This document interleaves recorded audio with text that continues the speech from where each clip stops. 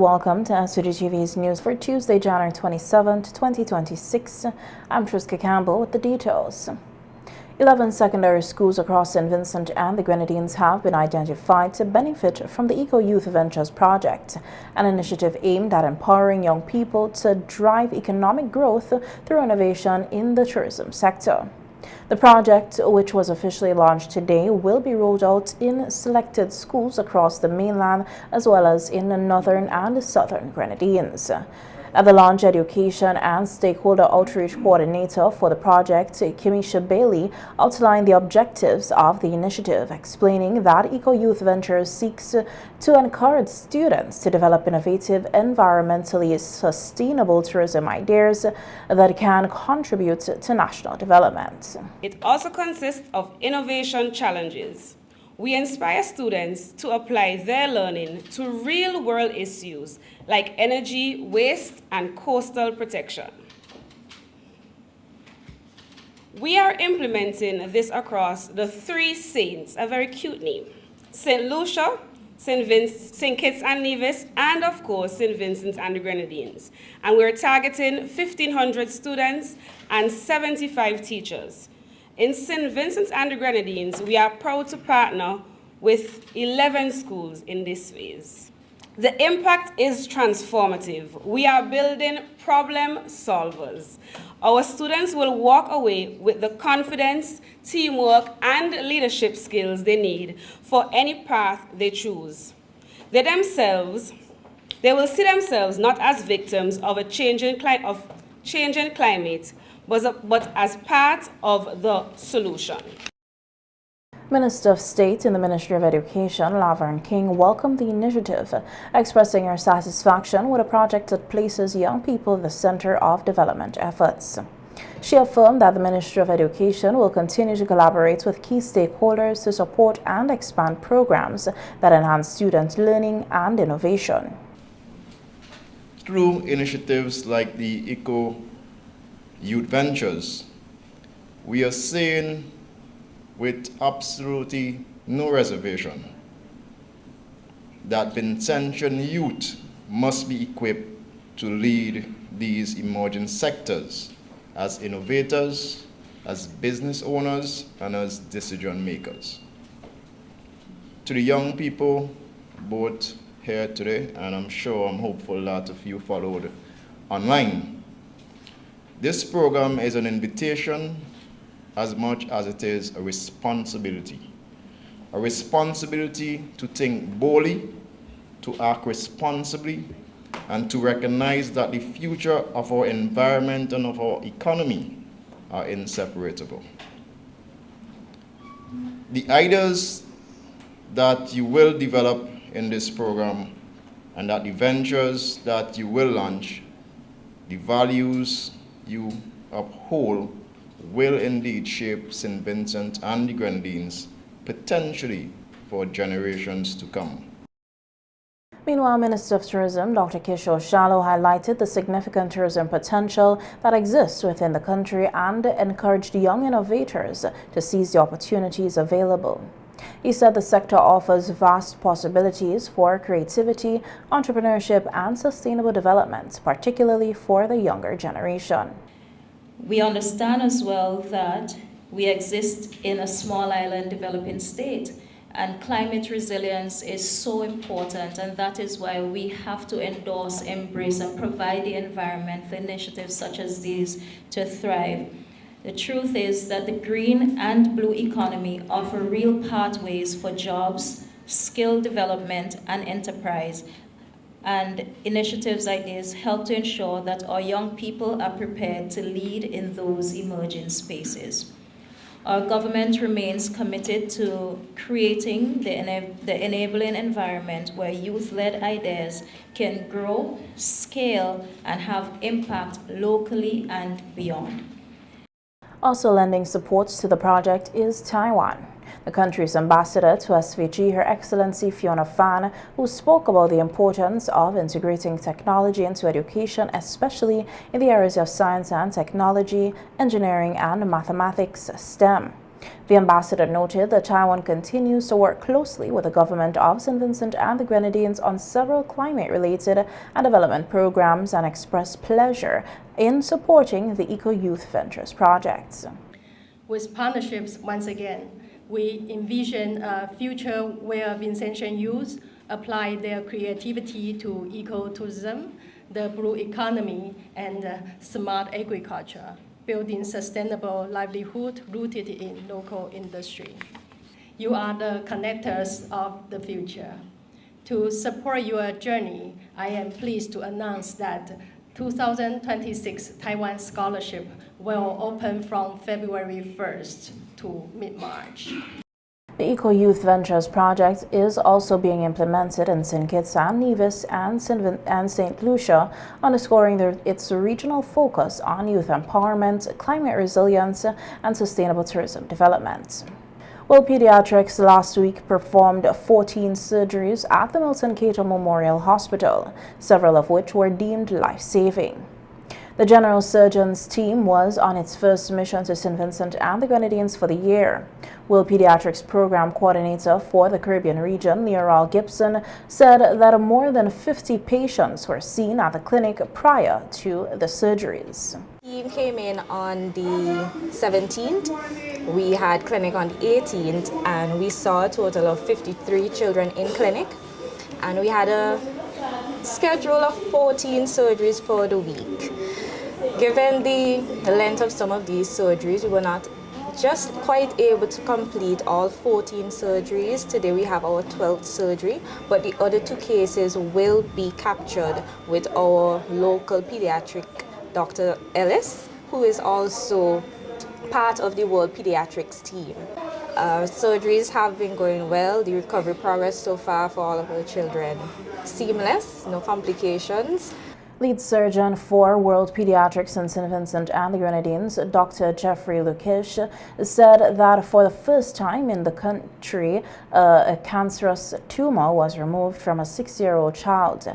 He explained that the surgery was successfully performed and lasted approximately 8 hours. Well, we had to care for a child. We had to care for a child with a life-threatening tumor, and that was at the beginning of the week. That is an unusual case to do down here that required some planning, some imaging, and some preparation. And so this mission was unique in that we had to care for that child. We had to place a system in her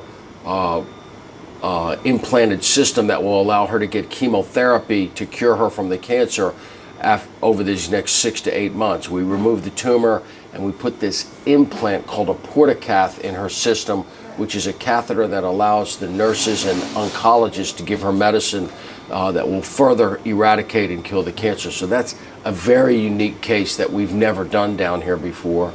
Meanwhile, the mother of the child, Ariane James, told SVG-TV News that after several tests, doctors diagnosed her child with a kidney problem. But the only thing that we noticed, she was losing weight and her appetite, she had lots of appetite. Before that, we did not see any other signs. Her tummy was growing, yes, but we didn't see the lump until that one night. I went home from work and I saw it. Well, I can remember in December, I went home a day and she was sick. She had a high temperature and her tummy was swollen.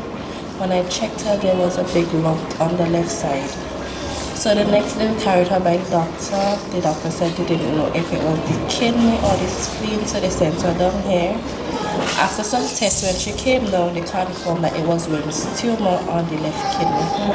And it was big, so they said that the entire kidney had to go. In terms of how I feel now, that everything is, I'm better.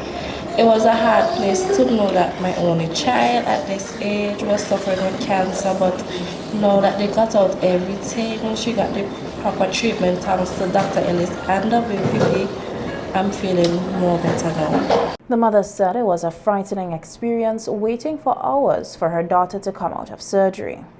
It was hard. It was the longest, I think it was 8 hours. It was the longest 8 hours of my life. They told me to sleep. I couldn't sleep. I was just up and down, up and down, up and down. Because it was hard knowing that anything could go wrong in that room.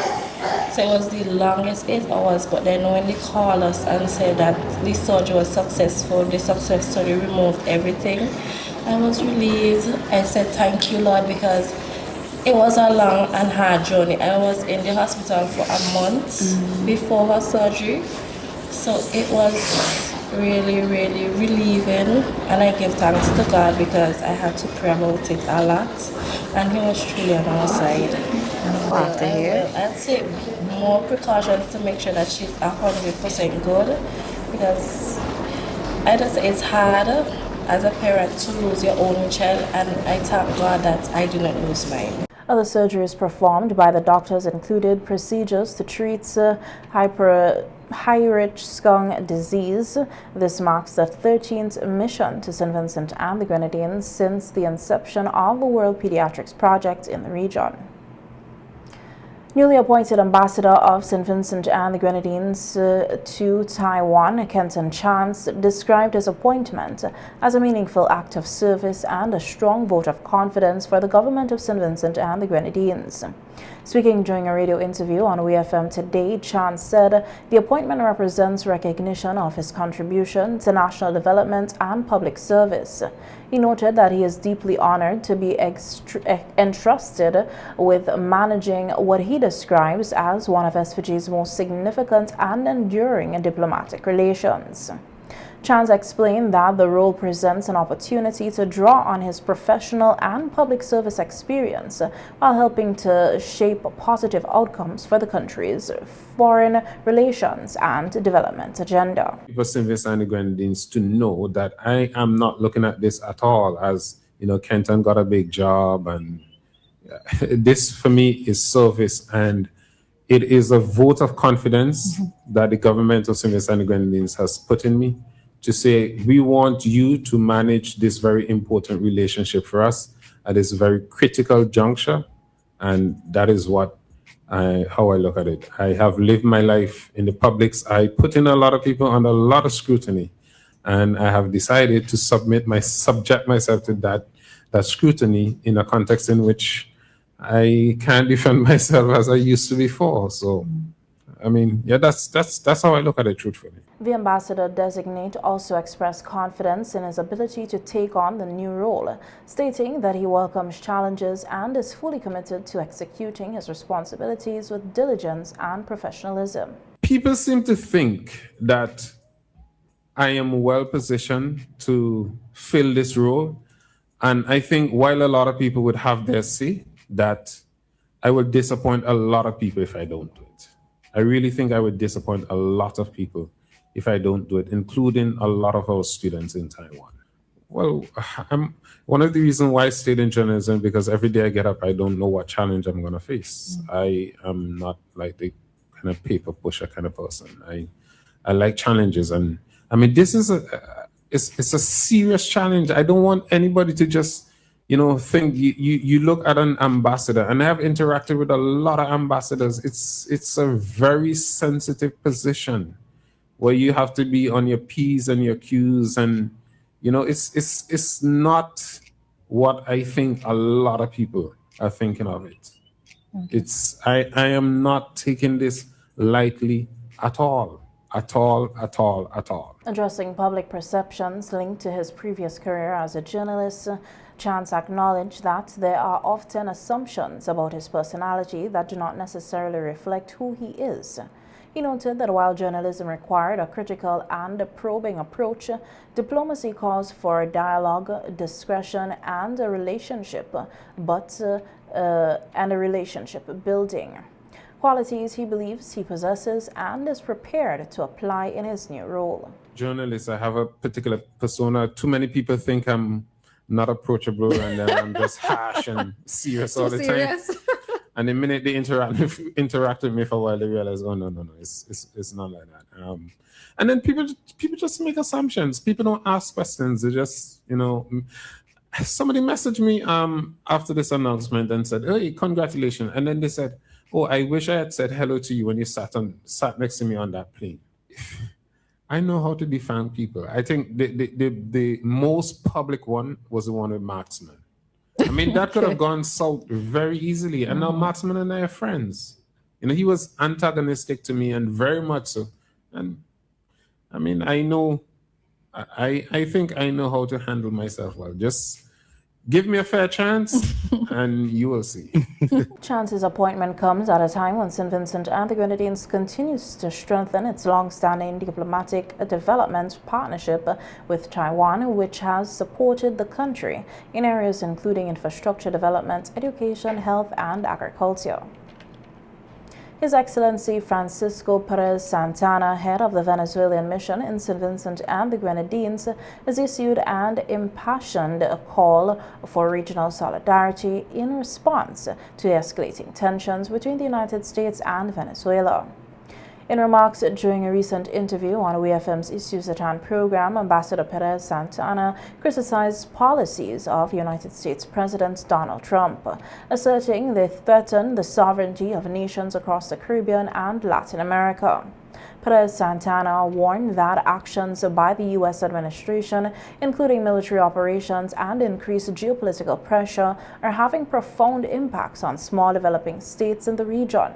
He described what he sees as efforts by Washington to impose its will on sovereign nations, a stance he characterized not as cooperation but as domination over independent states.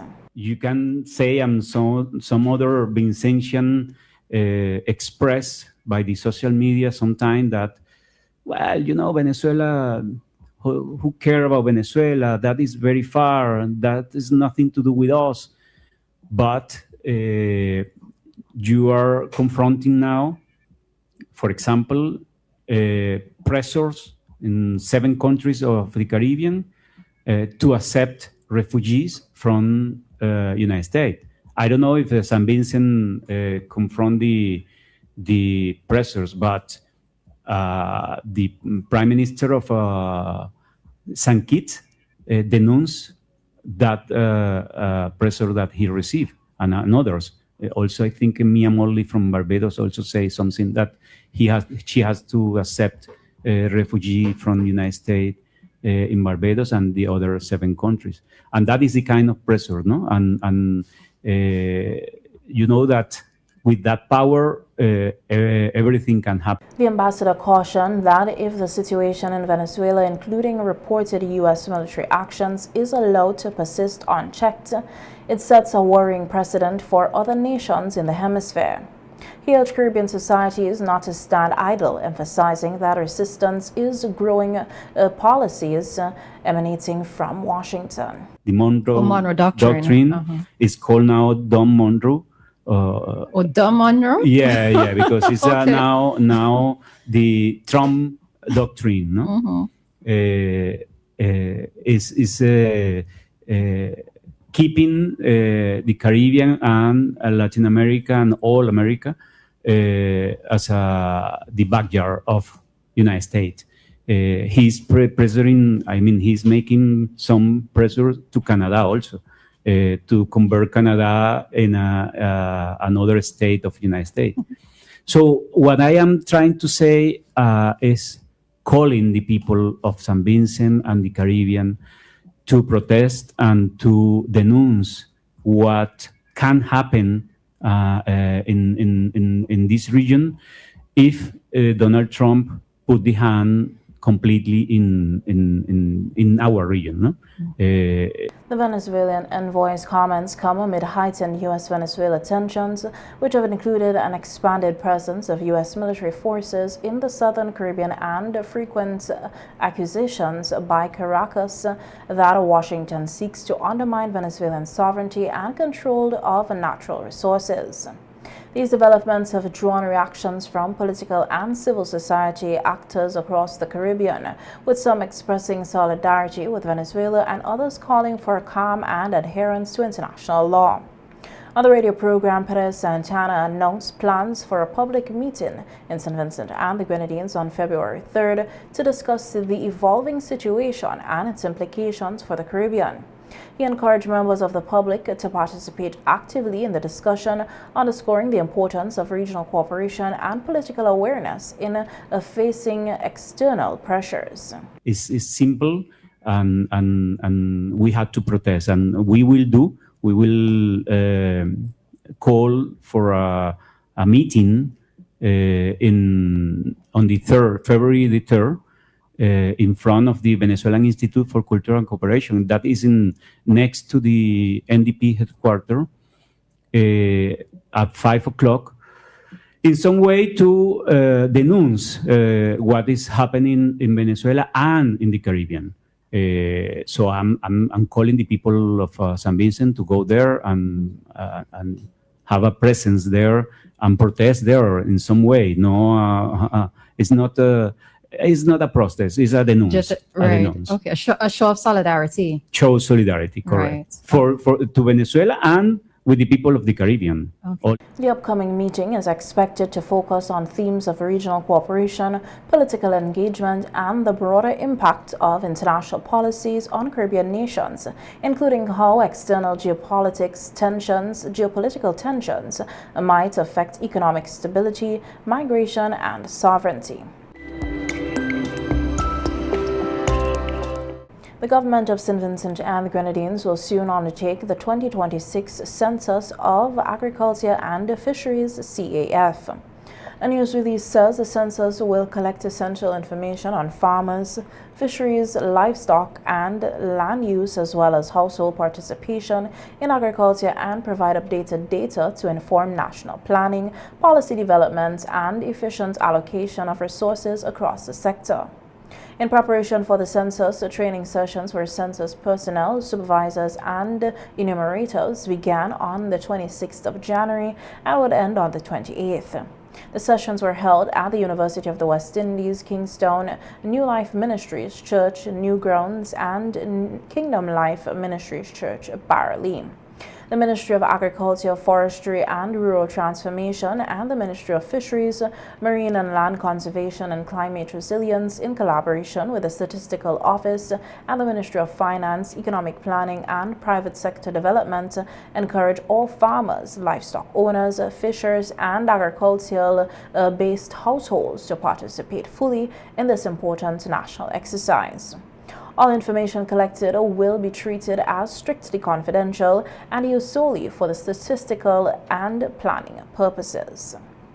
In observance of World Customs Day, celebrated on Monday, January 26, 2026, under the theme Customs Protecting Society Through Vigilance and Commitment, Senior Assistant Controller of Customs, Sherlan Dick Brazel, has underscored the critical role played by the Customs and Excise Department in protecting St. Vincent and the Grenadines, particularly at the nation's ports of entry. Speaking during last evening's episode of the Police on the Beat program, Dick Brazel explained that the Customs Department is responsible for the management and oversight of several ports across the country, including both air and seaports. She noted that many members of the public are unaware of the full scope of the department's mandates, which extends beyond the revenue collection to include border security and trade regulation. Okay, so we have quite a number of ports. Mm-hmm. Sometimes people don't really realize what it entails at customs, but we have about 12 ports because we're counting in the seaports as well as the airports. Mm-hmm. You know, we have the Argyle International Airport, which is the main airport, and we also have airports in most of the Grenadine Islands in terms of, for example, Beckway, in Mustique, in Canouan, in Union Island. And we also have the seaports in those Grenadines Islands as well. And, you know, we have the main port in Kingstown. And recently we have the establishment of the modern port. And Camden Park is still operational at the moment. Okay. However, there are some areas that are approved for more or less the processing of yachts. Mm-hmm. Such as like the Wallabu and the Blue Lagoon and Chateaubriand.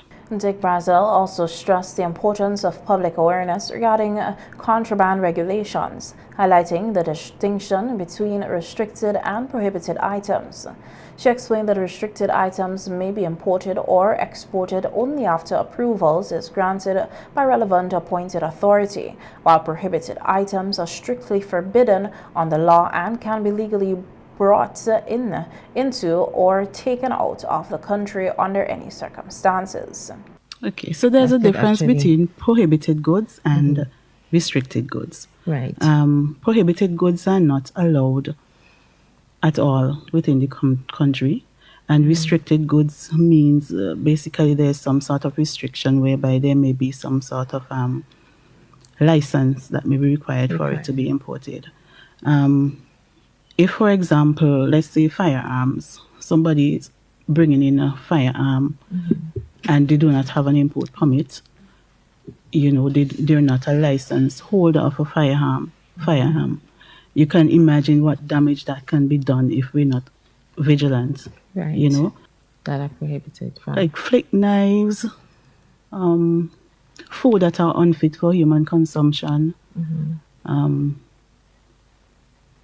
Those kind of things, basically.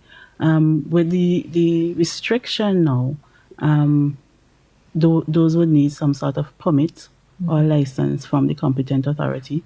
Right. So let's say, for example, you're bringing in food, anything for human consumption, then we have to get involved with the Ministry of Health, because we perform agency duties on behalf of a number of government agencies because we are strategically placed at the border.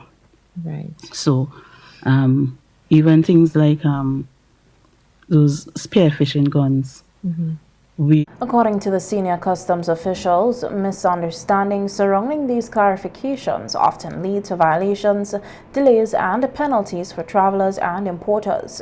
She encouraged members of the public to familiarize themselves with the customs regulations to ensure compliance and to avoid unnecessary legal difficulties.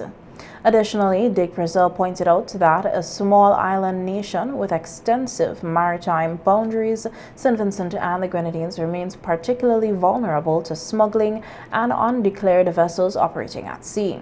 She identified illicit trade and unauthorized maritime activity as some of the most significant threats to border security. We deem as porous borders, and so we are basically vulnerable in that sense. We are prone to smuggling. We may have vessels or yachts enjoying our beautiful waters without clearing into customs and such like. But however, we normally combat these things in terms of joint approach with the police, in particular Coast Guard.